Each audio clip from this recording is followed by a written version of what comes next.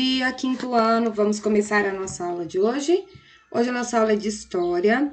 Vocês vão pegar a apostila grupo 6 e colocar na página 410. Lembrando, meninos, que a apostila é grupo 5, 6, porque os grupos são juntos, ok? Nós vamos falar sobre patrimônio. Existem dois tipos de patrimônio. Patrimônio individual, que é aquele que pertence a uma determinada pessoa ou a uma determinada família, como o nosso carro, a nossa casa, um sítio, uma fazenda, algo do tipo. E nós temos também o patrimônio coletivo.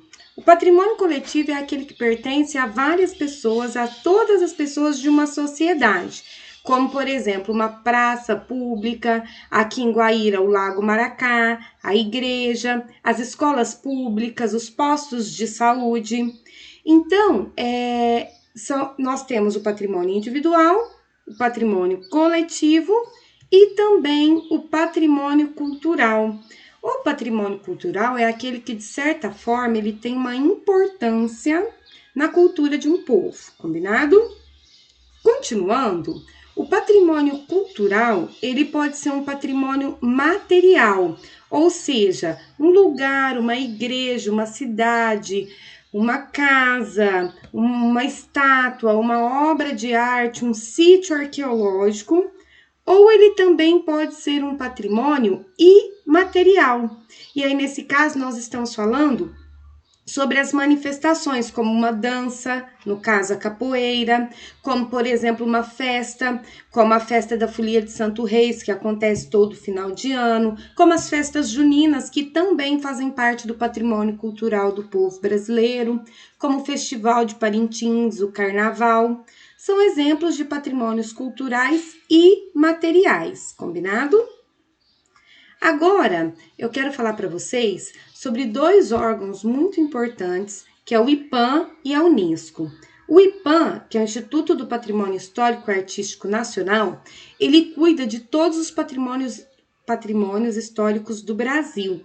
E a Unesco, que é a Organização das Nações Unidas para a Educação, Ciência e Cultura, ela cuida de todos os patrimônios históricos da humanidade, porque existem alguns patrimônios históricos que são considerados tão importantes para a história da humanidade que eles foram tombados como patrimônios históricos mundiais, ou seja, pertencentes a toda a nação mundial. Agora, aqui no exercício de número 1, você vai definir o que é um patrimônio individual e o que é um patrimônio coletivo. Então, escreva com as suas palavras. É para escrever, não é para desenhar. Se você tiver dúvida, a resposta é só ler esse texto aqui, combinado? O exercício 2, nós não vamos fazer. No exercício 3, você tem aqui a definição de vários tipos de patrimônios. Você vai ver se esta definição está correta ou não e vai colocar verdadeiro ou falso, combinado? E agora, no exercício de número 4, nós vamos classificar os patrimônios em material ou imaterial. Cristo Redentor, capoeira, pelourinho, maracatu, que é uma dança típica, né, do estado de Pernambuco, a Igreja de Nossa Senhora do Rosário, que fica em Minas Gerais, e o Festival do Bumba Meu Boi, que acontece no estado do Amazonas. Então, você vai classificar em material ou imaterial. Agora a gente vai falar sobre os patrimônios mundiais. Os patrimônios mundiais, eles podem ser divididos em patrimônios culturais e naturais. E eles são pertencentes à humanidade. Eles têm importância para toda a humanidade, né? O patrimônio cultural mundial são aqueles que estão relacionados à cultura, podendo ser material ou imaterial, né? Então, pode ser uma igreja, uma cidade histórica, um sítio arqueológico, uma dança, uma apresentação, qualquer coisa do tipo. Já o patrimônio natural mundial, ele é aquele que está relacionado com a natureza. Então, geralmente uma floresta, algum tipo de vegetação, uma hidrografia, um rio e etc.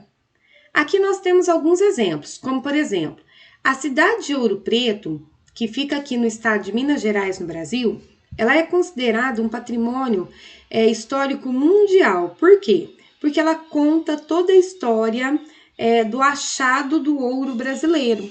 E o ouro brasileiro, quando os portugueses descobriram ouro aqui no Brasil, esse ouro ele foi vendido, ele foi distribuído para vários países do mundo, né? Então, é uma cidade que faz parte da história da humanidade, por isso que é um patrimônio histórico mundial. Nós temos aqui essas grutas de Longmen, que fica na China, e como patrimônios mundiais naturais, nós temos as cataratas do Iguaçu, que ficam aqui no Brasil, e a Costa Jurássica, que fica no Reino Unido. Então, são exemplos de patrimônios históricos mundiais ou naturais mundiais. Patrimônio cultural imaterial. Eu falei para vocês também que algumas danças, algumas manifestações são consideradas patrimônios históricos mundiais, né? Então, por exemplo, o tango, que é uma dança característica da Argentina, é considerada um patrimônio histórico mundial. E a arte de fazer olaria, que veio de Portugal, também é considerada uma técnica, né? Um patrimônio histórico e material da humanidade. Uma outra, aqui no Brasil, eu já contei para vocês sobre a cerâmica de Marajoara, que é a cerâmica que é produzida na ilha de Marajó. Essa cerâmica, a técnica de produção da cerâmica, ela também é considerada um patrimônio cultural e material da humanidade. Vamos aos exercícios. Você vai ler aqui a alternativa exercício de número 2. A cidade de Ouro Preto é considerada um patrimônio cultural mundial por quê? Aqui tem a resposta. Você vai encontrar a resposta e marcar um X. Se existirem respostas parecidas e você ficar com dúvida, é só você ler aqui o texto. Exercício 3. O merengue é uma dança da República Dominicana considerada patrimônio cultural da humanidade. As danças como o merengue e o tango são classificadas como um patrimônio. Aqui você vai completar com as palavras ou material ou imaterial. Exercício 4. Com as letras do quadro a seguir, forme o nome de 3 patrimônios da humanidade que você conheceu nessa atividade. Então, nós conhecemos aqui, gente, vários patrimônios, né? Como, por exemplo, o tango, a olaria, Ouro Preto, as grutas, Cataratas do Iguaçu, Costa Jurássica. Aqui nós temos mais outros patrimônios. Você vai usar somente as letras aqui do quadro para formar o nome de pelo menos 3 dos patrimônios que foram apresentados neste capítulo. Assim que você terminar as suas atividades, você vai tirar foto de todas essas páginas aqui, referentes ao grupo 6, e vai mandar as fotos para a tia Letícia fazer a correção, tá bom? Beijo para vocês e até a próxima aula!